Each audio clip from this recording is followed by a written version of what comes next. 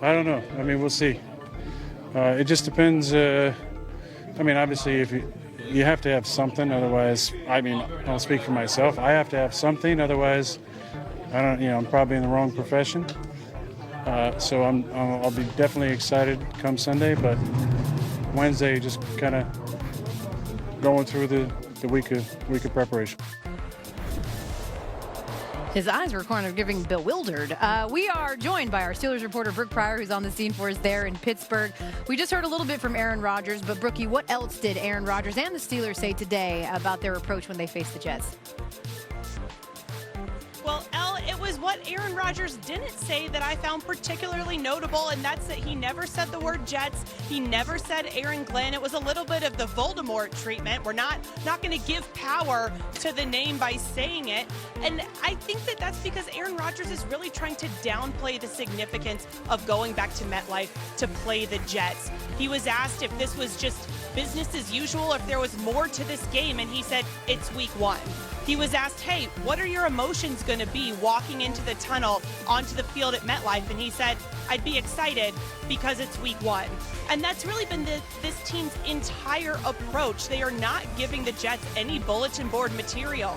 Keanu Benton, who played with Braylon Allen at Wisconsin, was asked about Allen, and he said, he's a good guy. DK Metcalf was asked about Sauce Gardner, and he said, yeah, he's a good DB. So this team is not trying to give the Jets any extra smoke going into this game, but I did ask DK Metcalf if he got a sense that this game means more to Aaron Rodgers, and he said, yeah, but it has nothing to do with the fact that he's facing his former team. He just wants to go out there and play football, and yeah, it left a bad taste in his mouth, but he wants to go out there and win as many games as he can. Pittsburgh, a 2.5-point road favorite. That's the latest according to ESPN Bet. Side note, because you mentioned Voldemort, we can all agree that Aaron Rodgers would be in House Slytherin, right? 100%? Okay, great. Brooke, I'll let you marinate on that a little bit. Brooke Pryor joining us there from Pittsburgh. Yep. No, you don't have to say it because you got to deal with it in the locker room. I said it. Yeah, exactly. You said that, of course. Peter Traeger didn't say it. Not say that. He joins us right now.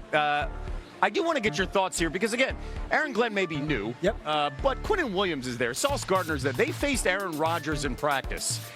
How does that familiarity help the Jets here going into this matchup? Just about every defensive starter, including Jermaine Johnson, who's going to be coming back from injury, who was with Rodgers 2 years ago, knows Rodgers, and they know Rodgers' tendencies, and they at the very least know what they're getting, and they might be able to at least have a slight advantage as to saying, okay, this is some of his tendencies when he rolls out of the pocket. This is what he does when he goes left. Truth of the matter is, that fan base, they embraced Rodgers in such a way for 2 years that they thought he was going to be the savior. It didn't work out. And as though he was somewhat graceful on the way out, it didn't have a great taste in the mouths of a lot of Jet fans with how that last 2 years went. I think he's going to get booed to the high heavens. I think this defense is going to try to hit him.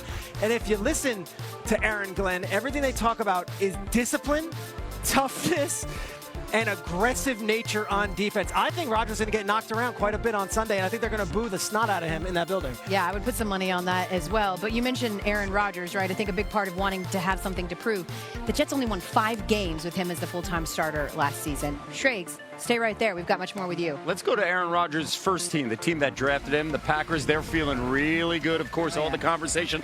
Micah Parsons coming to Green Bay, but the back, is it healthy enough for week one? The Packers could sure use him against the Lions team that won 15 games last season. Green Bay won 11 before losing to the eventual champs. That is the Eagles in the wild card round. Jordan Love on having Parsons week one.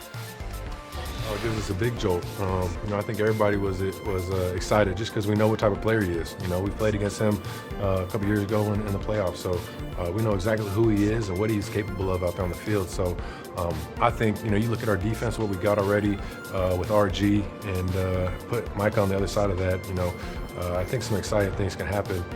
So I'm excited to see them. I don't want to speak too soon, but I'm really excited to see him out there wearing that green and gold. Going to be really weird to see that number one with Parsons in green and gold. Packers reporter Rob Domofsky is on the scene in Green Bay and joins us now.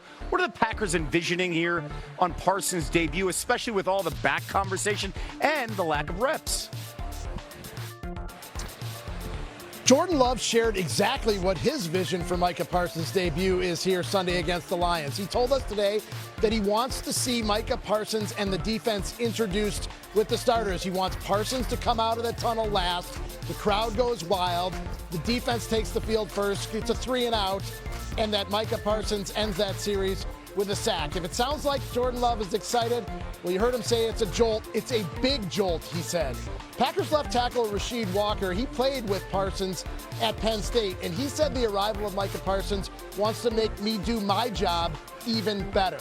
But Jordan Love was cautioned to say that this doesn't change what they want to do on offense. They still have to be aggressive, and they still have to be in attack mode, especially considering how they played against the Lions last year, losing both games and falling behind to start both of them. By the way, Parsons, a 5-1 favorite to win Defensive Player of the Year. It is sunny. It is beautiful at Lambeau. It's going to be loud on Sunday. Thank you so much, Rob.